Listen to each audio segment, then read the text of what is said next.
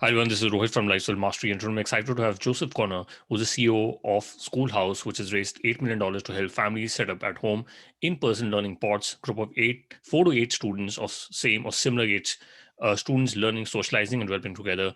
Whether you're looking for a full school replacement or supplement, SchoolHouse works with you and the brightest and the best educators in the area. Joe has done his bachelor's from Duke, and he's also part of the OnDeck Scale Fellowship. Welcome to the show, Joe. Thanks for having me. Excited to be here. Awesome. So you have an interesting background. You came from a legal background. You've done your studies there, and what got you interested in this crazy world of startups? Yeah, so I've always been interested in education. So my first job out of college was teaching at the K through 8 level in urban areas in America. So I taught in DC, taught in Philadelphia, taught out in the Bay Area. And I was actually recruited to open up my own school. And so was in the process of opening that up in the Bay Area. We were down in the South Bay, so in San Jose, and ran into what you always do when you try to build anything in the Bay Area, which is local neighborhood opposition, and also in our case, teachers union. So we got sued. It ended up going to court, and we ended up losing. So at that point, I figured that I needed to go to law school to figure out how I could open up my own school. So did that, and then practiced for a couple of years in the education regulatory space. Worked with some really cool startups and interesting nonprofits and orgs who were doing exciting things around microschools, schools at home, homeschooling. And so that really interested me. And then just in this past year, in 2020, decided to take the plunge, left my practice as an attorney, and started working on this full time. So it's been really helpful to have that legal background when you're working in an industry like K through 8 education that's pretty highly regulated in the US. Interesting, and a lot of founders, have a technical background when they want to, get into the tech world. Did you find it a bit of a barrier to enter into startups, because you're working in a ed tech company? Yeah, so I found that my background both in education and in legal and regulatory was super useful for that. So it's obviously important to find other founders who complement you. And so our CTO is a great guy, had previously worked at a number of startups. And so that was a good fit for us in terms of having some of the background for legal and regulatory and education, and then also having that technical side. So I think most founding pairs should always try to complement each other. And that's what we did at SchoolHouse. Correct. And Schoolhouse is a very interesting concept, and you recently raised more than $8 million to solve the problem. But what got you really interested to look into this problem and solve this problem? I was most interested in how can we scale great schools quickly. So I come from a charter school background, and for those of your viewers who don't know, charter schools are public schools run by nonprofits. So essentially the local school district can actually kind of outsource some of their work to a charter school. And those charters often take 2-3 years to set up. There's a whole kind of regulatory process, costs hundreds of thousands of dollars. Private schools, similarly, they're less regulated, but also take a while and a significant amount of capital to start, especially when you're dealing with a standalone physical facility that needs to comply with local safety standards like the fire code. So I approached it really from an idea of how could you actually build a really great school network very quickly. And that was really what interested me in kind of approaching it with a startup, a for-profit company that certainly had a bottom line of benefiting other people, kind of having a social good, right? But really needed to be able to raise a lot of capital very quickly so that we could expand quickly. So that was really, I think, what drew me into the idea of, what the best way to do that is actually a startup company that can grow really quickly and is backed by VCs.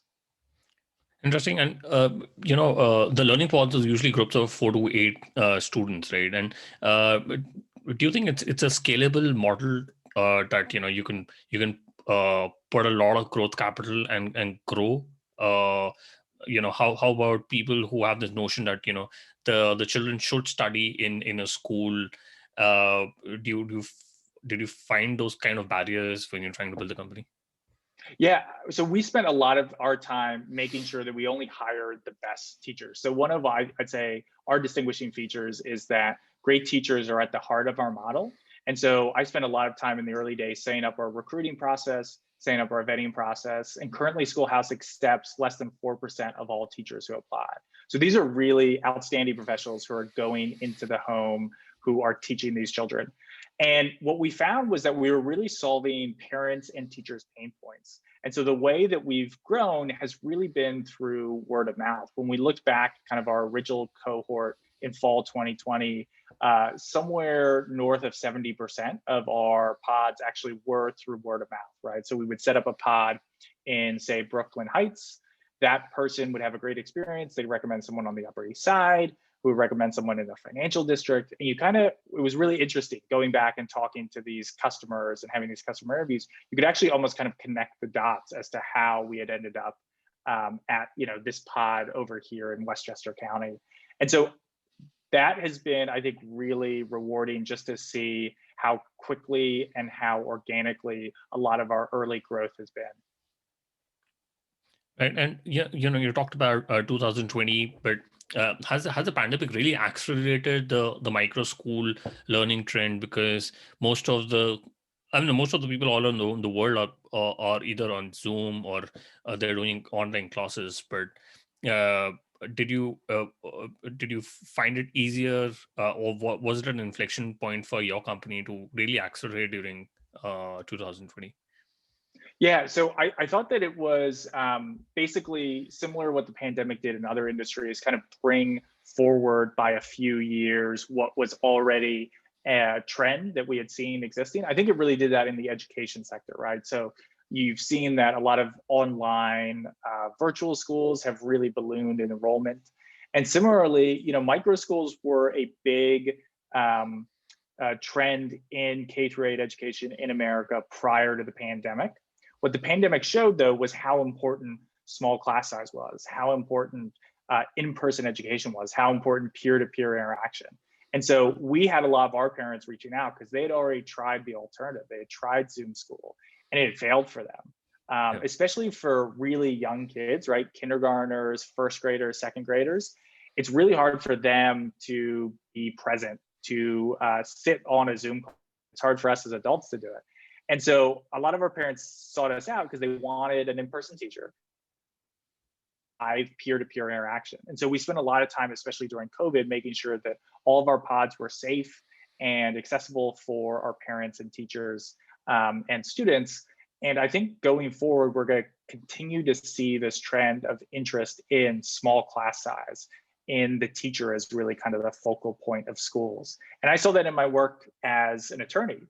I had worked with more and more startups and organizations that weren't trying to open up 100-person schools or 1,000-person schools, but were actually looking to open up a small school of 20 kids. And it was because parents have really bought into this idea of small class size and great teachers.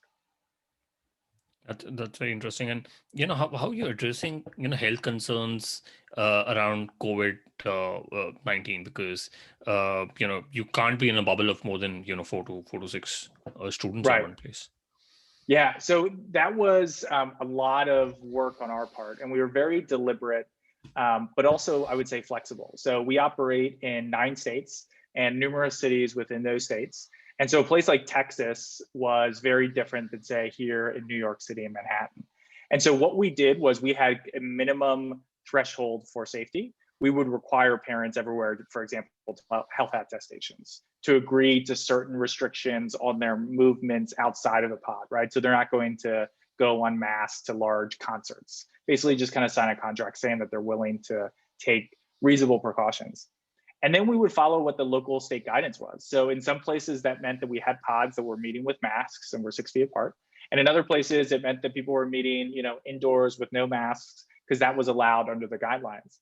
And so for us, having kind of that minimum threshold for what we thought was safe and also following the local guidelines actually ended up being kind of the best way of making sure that everyone was safe, but that we were also following what locally made sense, right? Because as we saw over the past year, when there were surges in places like Manhattan, other places in the country were not necessarily experiencing that. And so it made sense from our point of view to make sure that locally parents and students and teachers were following what the guideline was. And it wasn't necessarily kind of a one size fits all model where everyone has to follow it. Right. And Joe, you talked about that you're there in 9 states as of now. And how does the structure work? I believe it's a remote first company, but do you have people staying in those states and who's trying to oversee, how the company is growing those states? Is that, just want to understand the structure of the company. Yeah, absolutely. So we are, I'd say we have, we're still remote, and so we don't have a office space. When I think post-COVID happens, we're probably interested in looking into getting some office space. A lot of our employees are here in New York State, but we are remote, as you said. And so in every state, we do have teachers or we do have internal staff, and they're the ones who are monitoring and making sure that all of our pods in that area are following the requirements. And so, as I said, we have 9 states. And so in every state, we've made sure that we have kind of the local guidance in that city, in that state. We make sure that the teacher and the parents and the students are aware of that. And then we're kind of constantly monitoring that for updates. So it is a lot of work because you're both monitoring internally your company to make sure that everything is proceeding operationally well. But then we actually also had kind of this added pressure of, we also had to monitor the schools, and it would look very different in Massachusetts in January than it did in Texas in October. And so we were kind of constantly making sure that we were focused on safety, and that also we were focused on continuity of education. So parents obviously want a safe pod, but they also want to make sure that as much as possible their kids were in class and were being educated by a teacher. And so those were kind of our 2 guiding principles. We wanted to make sure it was safe and that we could continue the education in person as much as possible.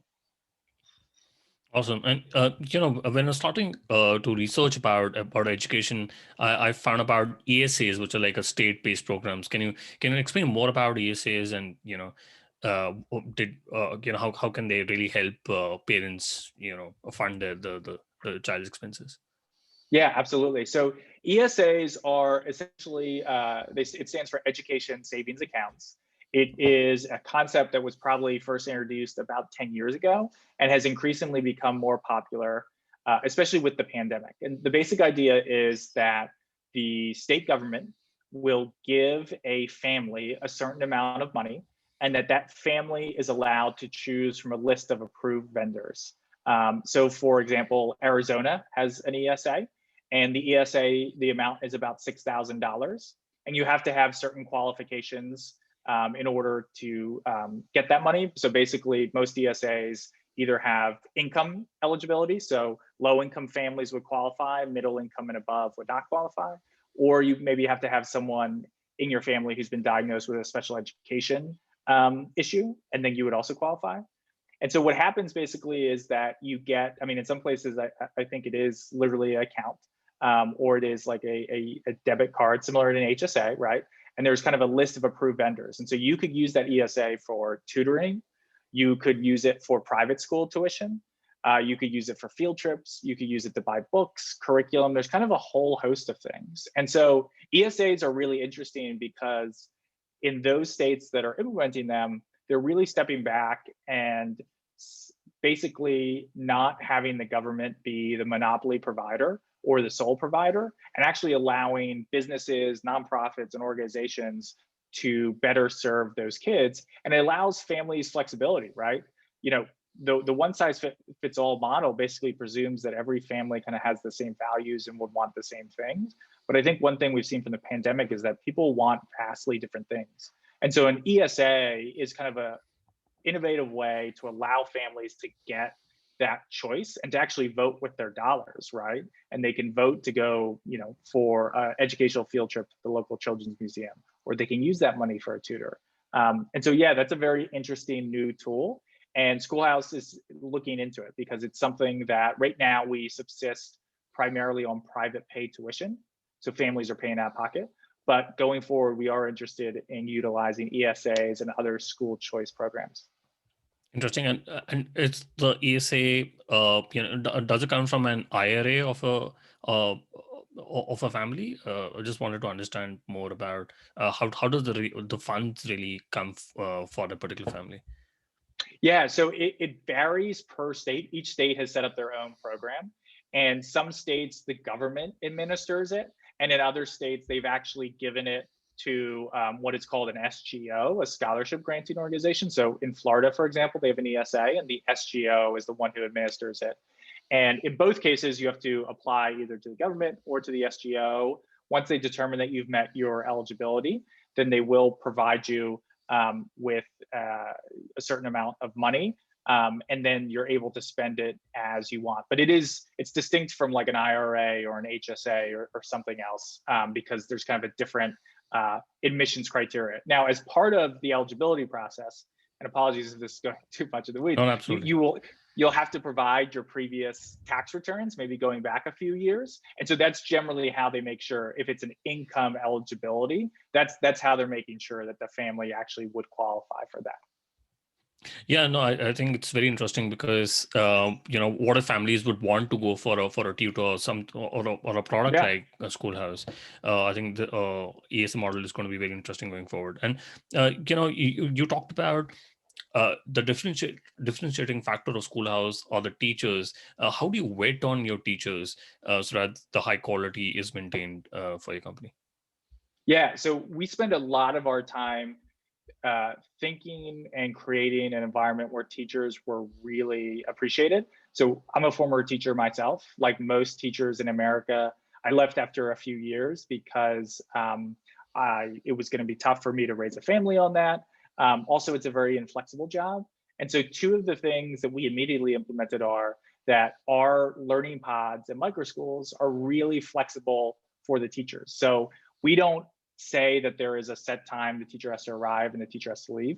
The teacher actually works that out with the family. So for some families, it makes sense for the teacher to leave early at 1 o'clock because the teacher has young children at home and wants to be able to care for them in the afternoon. Other teachers arrive late. And so that gives the teachers flexibility in terms of taking days off, in terms of childcare responsibilities. And then the second part of it, and the part that I really appreciate, is that we typically pay our teachers more than their previous teaching position. So because we don't have a physical facility that we have to buy, lease, pay upkeep on, and because we don't have kind of the large back office that you think of when you go into most schools with a school secretary, principal, dean, et cetera, we're able to pass along the majority of the tuition, somewhere in the neighborhood of like 93% of the tuition we collect goes directly to the teacher in the form of salary and benefits. And so most of our teachers are making more money, on average 10 to 20% more. We do have some teachers who were actually able to upgrade their salary this year by 20, 30, 40%. So it's been really exciting for these teachers to be treated like professionals, also to be paid more. And they're quite excited about that. So we've gotten kind of a great group of initial teachers, and we're able to continue to recruit great teachers because of some of those benefits that I just talked about. Right. So also they paid more and they have more flexible time Yep. with the family. Right. And, during the COVID time period, I've got a lot of friends who have kids, and I just understood that, teachers are doing a lot of legwork because it's difficult to, take care of the kids. And I think the families were really struggling. They really wanted the kids to be to be back to school. I think in UK, especially, the schools have opened up. That's been a great thing. But when it comes to remuneration, why do you think teachers are paid so less with so much of work? And do you think they could be an alternative for teachers where they could make money outside of the school because they are working for one paycheck and they're overworked? But do you think going forward there could be a disruption, especially in the teaching community? Yeah. Yeah, I mean, look, it's a good question. I would say that most salaries are set by the local teachers union. So when we expand to a new state or a new city and we're trying to figure out what our salary scale is going to be, we typically look at what is the local union salary schedule. and it's often almost always publicly available. So for example, right now you could go search, New York City DOE teacher union salary schedule, and it would have, 1, 2, 3 pages of exactly what each teacher will make for each year in the profession and each degree. And so I think part of the problem with compensation with teachers is that it's very much determined on inputs and not outputs, right? So you make more money if you're in the profession for longer. A 10-year teacher makes more than a first-year teacher. And you make more money if you have a master's or you have a PhD. And neither of those has been definitively shown to be correlated with academic success in students. Certainly having more experience generally helps, but there's nothing to indicate that a 20-year teacher is going to be better than a 5-year teacher at teaching. And so I think part of the problem is that we are compensating teachers based on inputs and not outputs. So I think part of it is, could you restructure it so that we're actually trying to measure what it is the teachers are doing, and you could actually then pay them according to merit, right? So this is called merit-based pay, and it's somewhat controversial in the US, but some districts have implemented it. The idea is simply being that, like most other professions, teachers should be compensated according to what they produce, not according to, how long they've been in the position. So I think that's part of it. And then I think the other part is also that teachers generally are not very, they're not in a great position to negotiate their salary, right? As an individual teacher, I'm going to a school, I have to accept what that salary schedule is, or I have to accept what the salary schedule is that, this local public school is going to pay me. I think with the rise of SchoolHouse and other online platforms, a really exciting thing is going to be that great teachers hopefully can be discovered on these platforms and can finally get paid what it is that they're worth. So if there is a great teacher who's on SchoolHouse and is a 10x better teacher than a teacher down the hallway, that teacher should accordingly be able to charge more for tuition, or should be able to teach more students, and should therefore accrue more salary and bonus and et cetera. So I think that those are kind of some of the issues that arise with teacher salaries in the US, and hopefully SchoolHouse and other platforms like that are really going to allow teachers to start being compensated for what they actually create and some of their outputs, rather than just kind of this old school input mentality that we currently have. And can a teacher keep his job at a school and also be part of SchoolHouse? Yeah, so right now we're only working with full-time teachers. We find that it's really important, especially during the pandemic, to make sure that teachers aren't necessarily kind of moonlighting with other students. Part of our safety requirement, right, is that they're only going to be with a small group of students. So right now, the teachers are full-time.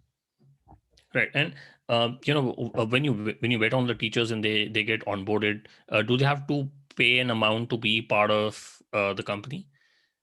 No. So we are constantly recruiting teachers. We have job postings on numerous job sites. We also get a lot of word of mouth referrals. But similar to any type of platform, there's kind of an interview and vetting process. So there's a 3-round interview process followed by, we do 5 different types of security checks, just education, employment verification, and then 3 types of criminal background checks, just to make sure that there's no untoward things in their past. And then they're allowed to be on the platform. And at that point, we actually have parents and students who are coming onto the platform looking for the teacher that they want. And so we act as a platform that is actually kind of connecting them in a marketplace and allows, the interested families who want a teacher in, say, Bedford Hills, New York, to meet with the teacher who is available in Bedford Hills. And then they meet each other. And if it's a match, then we're able to start the school immediately. And if not, then that teacher is available for someone else. But there's no payment required for the teacher to be on our platform. Right. And when families are sign up with teachers, do they also need to pay any amount, or what if they just one teacher for say one child? Do you go ahead and make that appointment? I was just wondering, for a micro school, does it have to be 4 to 8 students in a group? Yeah. So there's no fee assessed for the parents either for browsing on the platform. The only time that the parents would pay is once they've actually agreed and selected their teacher. Then at that point, we send out a kind of the first tuition payment for the school, but there's no fee charged prior to that. And what are the total fees that a family has to pay per quarter? Yeah, so it varies based on the teacher. So we do allow teachers to some degree to set their own salary. So we think that that makes sense for the conversation that we just had, right? We want great teachers to be paid more. We want younger teachers to be able to charge less so that they can have their own school as well. And so on average, right now, the average tuition is about $14,000 for a schoolhouse school. So in places where we are in the Northeast, that's quite competitive. So here in Manhattan, we have a number of pods. Average private school tuition is about $44,000 here in Manhattan. And our, as I said, is about 14,000. So one of the nice things about the model is that it actually scales nicely. So in places like Texas, we can charge somewhere more in the neighborhood of, say, $10,000 because cost of living is much cheaper in Texas. And so teachers get paid less, and therefore the tuition fees are less for our parents. Okay, got it. And where do you host all these pods? Is it inside a community or inside a parent's house? Yeah, so it is generally in parents' homes. We do have some that take place in commercial space. So most are taking place in a home. We have some in basements, some in garages, some in family rooms, playrooms, around a kitchen table, outside, weather permitting. And then we also have some that are in commercial space. So especially in New York, there's kind of a lot of empty storefronts. So we've had some families that wanted to actually have the school outside of their apartment or home. And so they have, they're actually renting space, and then that's where the schoolhouse is happening. So it's actually in that rented space, like a former bank or a former bakery, former restaurant. And so we have a number of those. That's very interesting. And how many students are enrolled in Schoolhouse as of now? Right. Right now we have several hundred enrolled for this year. This is our first year of enrollment. Got it. And so your target audience are people on the middle income and high income group who are looking for private tuition for their student? That's right. And we are hoping to be able to expand to reach more students and more communities. Got it. And what do you think about the unbundling of education? I think the microschool model is very interesting. I think before the call, we talked about this model, which was talked about. I got to understand from a podcaster called Jason Calacanis, and I thought it was very interesting because I'm not from US, but a lot of families thought that making the students study in the microschool is very important. But do you think students going to miss that the socializing aspect and those other things when they study in a microschool? What are your thoughts on that? Yeah, it's a great question, and one that has come up with our families before. We think that one of the benefits of the model has been that you really get kind of a small core group that's able to move through material very quickly. So part of that is, we have kindergarten classes that have already covered all of their standards by the fall and are already on to first and second grade curriculum. It is an issue for socialization, and it has been an issue during COVID-19. Post-COVID-19, though, we expect that we'll have more pod-to-pod interaction. So you could imagine 3 pods in, say, a neighborhood coming together for after-school programs or for some type of school play. Right now, that isn't possible because of COVID, but that is, I'd say, one of our answers to the socialization question. The other one, too, is that we really see ourselves as a solution for a certain part of the age continuum. So we serve kindergarten through 8th. There are, high schools out there. We're not planning on moving into high school anytime soon, but that would also be another option where I think kids at that point do want more socialization. And so that might make sense for them at that point to explore a larger school. And do you think anyone can start a micro school? And since what does it really differentiate Schoolhouse from other micro schools? Is Yeah. what you're wanted to understand. It's a good question, and one that we actually answered for a lot of parents middle of the way through the year or at the beginning. it is somewhat difficult to start your own micro school. There are kind of numerous obstacles. Just for one is kind of payroll and benefits, right? So all of our teachers are on our payroll and benefits platform. For the average parent to do that, it's hard to do that for a single employee, right? So that's the benefit you get from us. Insurance is another component. If you're operating a micro school yourself, you would have to, or you should be looking into kind of different types of insurance policies, workers' compensation, slip and fall, general commercial. And once again, that's really cost prohibitive for a single school. So a lot of our benefits are from being able to kind of share these access points across all of our teachers. The other thing I'd say that we provide is we have access to a large curriculum library. All of that is purchased for students. We also have teacher coaches. We have certain quality standards that we're enforcing. And so generally we found that parents and teachers are actually really happy not to think about these things and not to have to do them all themselves. And so that's been kind of a large component of our business. Got it. And the name of the podcast is Lifestyle Mastery, and were there any change in your values or your value system which made you start the company? How do you look at have a mastery of your life and your values and the purpose? Did you see that change, and which made you start this company?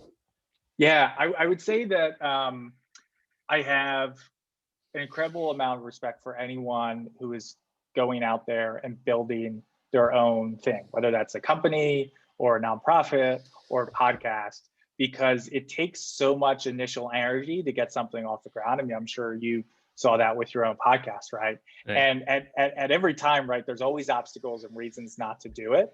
And I think most people are kind of, maybe you're blissfully ignorant if you've never done something before of actually all the obstacles. And maybe if you actually knew everything that was going to crop up, you might not do it at the beginning. But I really appreciate that journey. I'll just say that I'm someone who's had kind of numerous careers as both an attorney and as a teacher, and those have steep learning curves. But starting something new, being entrepreneurial, having your own company, your own culture, your own podcast, I think is just really outstanding. And I would encourage anyone listening, to this podcast to just kind of go for it and to start something now rather than to wait for the perfect moment. I, as you said, have a very varied background, but when I look back on it, one thing I often say is, I think I probably could have started this earlier, right? Like it kind of took me years to get to this place. And it was always because in my head, I had a checklist of, oh, I need to do this before I can do that. I need to do this before I can do that. And so, yeah, I just have a lot of respect for anyone who started their own thing because it's really, really hard. Yeah, no, absolutely. I think if I could go back, I would start this podcast or get into startups much before. And how do you look at a balance between mission and vision, and how are there times when something is not really working out? Should somebody be more realistic, especially during the times of COVID? You would want an office space, but now you have to work out of your room. How do you balance that mission and vision, especially with your founding team? Yeah, it's a great question. I think you hit on the key word. I think it's a balance, right? You want people who are willing to try new ideas. You don't want someone in a meeting or in response to an idea who's just going to say no because it's unfeasible, right? I think there has to be an assumption that ideas, strategies are offered in good faith, and you actually kind of need to figure out why you shouldn't do something, right? So you do need to have a mission and a vision, but you also need to be open to revising it. And I think back on our journey, and we went through kind of the founding journey of the startup, and most people now have heard the founding story of Tesla or Apple or Facebook. And what you get is often, I'd say, like the highly cleaned up and straightforward version. But what is left out, just because it can't be included, is all of the small pivots or the turning points, the decisions that got you there. And so, there's things only look clear in retrospect. And I think you have to kind of constantly be questioning what you're doing while staying true to what you think your mission and vision is. And at the end of the day, there are difficult times where, as a founding team, you have to pivot, or one of your assumptions about something is just not true. And generally, when I look back on those key moments, my only thought is I wish we had done this earlier, because there's always an indication that like, oh, you know what? There's actually not this market interest for this customer demographic. And you might end up continuing with it because you've internalized it, or maybe it's your idea, and so you're kind of beholden to it. But I think the best teams are the ones that are able to kind of keep competing ideas in their head of, I might be right about this, but I also might be wrong. And when the data is telling you that, are actually able to switch very quickly. Because a lot of early stage startups is just that, being able to, I think, react quickly to what you're learning and have a very fast pace of learning, so you're constantly getting better. Yeah, no, I think you put it very well. A lot of startups are actually reacting to how the situations unfold. Yeah. I've been part of OnDeck podcast fellowship, and I think was a very interesting experience for me, especially with the high quality of people out there. And I understand that you've also been part of OnDeck Scale fellowship. Is that the Yes. inaugural fellowship for OnDeck Scale? Yes, that's right. So it started in January of this year, so January 2021. And OnDeck Scale is a program for founders who are at a specific part in their company journey. So they are post-seed, and they are looking to Series A, B, C, D, and so forth. And so it's this great group of founders, obviously remote because of COVID. But it's everyone. It's from different industries. So there's like financial tech companies, there's education companies, there's marijuana companies, there's enterprise companies, social media companies. But what's really useful is that you actually have people who are in the same stage as you. And so even though, right, this guy over here might be running, a marijuana business, a lot of our challenges in terms of scaling, right? Like, when should I hire a CFO? Like, when do I need to hire like outside counsel for legal issues? What's a good way to work with accounting firms? When do you know product market fit? When should you be scaling up that if you think you've achieved it? All of those are very specific, not to an industry, but actually just to a stage. And so I think that the most interesting thing for me has been being able to network with other people who are at that similar journey and kind of share best practices. And people have been really honest about, some of the nitty gritty of starting startups, which is very hard, right? Interpersonal conflicts, running out of money, all of those issues that come up from running it. And so it's been really useful just to kind of have a network of like-minded people and to also kind of learn more from them. Yeah, interesting. And because Eric Thornburg, who's the founder of OnDeck, recently tweeted that the millions of people who would like to attend elite universities and pay steep price for it, but all they end up doing is creating artificial scarcity. But you've been part of the you've been part of a big university, and you have gone through OnDeck. Do you think people going forward would look at a concept like going through microschools and missing out on college and go through the OnDeck sort of a niche course and start off the journeys? Do you think Yeah, I that's... mean, it's a great question. It's one I haven't thought about before, but I think the answer is yes. I mean, I think what OnDeck is doing, what SchoolHouse is doing, what other similar companies in the education space are doing they are kind of taking on the traditional gatekeepers, right? The 300-year-old private school or 300-year-old university. And, essentially what you're graduating with is that credential, right? And that credential is you went to a prestigious Ivy League school, you went to a prestigious private school. And I think one of the benefits of these new ed tech companies is that they're trying to make the output more merit-based in some ways, right? So it's not that you're graduating with kind of a certain credential and that means you're a certain type of person. It's, you're going through OnDeck and you're graduating, and now you have an OnDeck podcaster, and you've kind of created this podcast audience, or you've come up with this idea for it, right? Or you've gone through OnDeck founders program, and now you've created your own company. And so I think that increasingly, hopefully, we're moving to a system where people are not just going to be judged, I'd say, blindly by, oh, I have this degree from this university, that means something about me, but it'll be more merit-based than that. They'll actually be looking at, okay, but what have you done with that, right? And in some ways, I am more likely to hire someone who actually has gone and actually built their own company, right? And that's a great person for my CTO, rather than someone who's gone to a really prestigious university, has a master's degree in computer science from there, but maybe hasn't actually done something with it, right? And so it's this interesting, I think, push-pull of these kind of old school credentials with kind of these new credentials that are being put out there. So it'll be interesting to see what happens. Yeah, I think it's going to be very interesting going forward. And Joe, I quickly want to do the top three. What's your favorite business book? Yeah, favorite business book. That's a good question.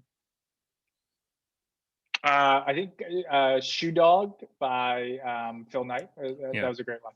Yeah. And if you could go back in time when you started SchoolHouse, what is one thing you would have focused on or done anything differently? Yeah, I think for a first-time co-founder or a first-time founder, really, what I didn't realize was how intentional you have to be about creating a great culture. Culture, happens whether or not you're intentional about it. And so I think it's really important for people starting their own organizations and companies to make sure that they are being intentional about creating a great culture. And so one of, I'd say, our things that we struggled with early on was we had so much growth early on that we were so focused on scaling. And then we kind of had these organizational deficits we need to go back and fill with culture. So I think that that's really key. Focus on culture from day one. That's very interesting. And do you have any favorite online tool, for example, Gmail, Slack, Zoom? Oh, what's my favorite of those? Gmail, Slack, or Zoom? Or any other favorite online tools, or they're just examples. Any favorite online tool? Yeah.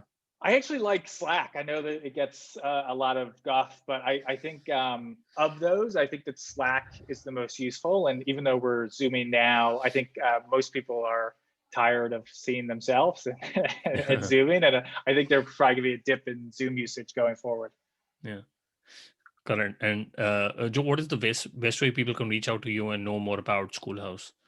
Yeah, great question. So, on Twitter, I'd say is the best way. So my Twitter handle is @JosephJConnor. And then if people have individual emails, they can email me at my personal email address, josephjconnor@gmail.com. I will put that in the show notes. Joe, thank you so much for taking your time and speaking to us. I really enjoyed my conversation with you. Great. Thanks so much for having me.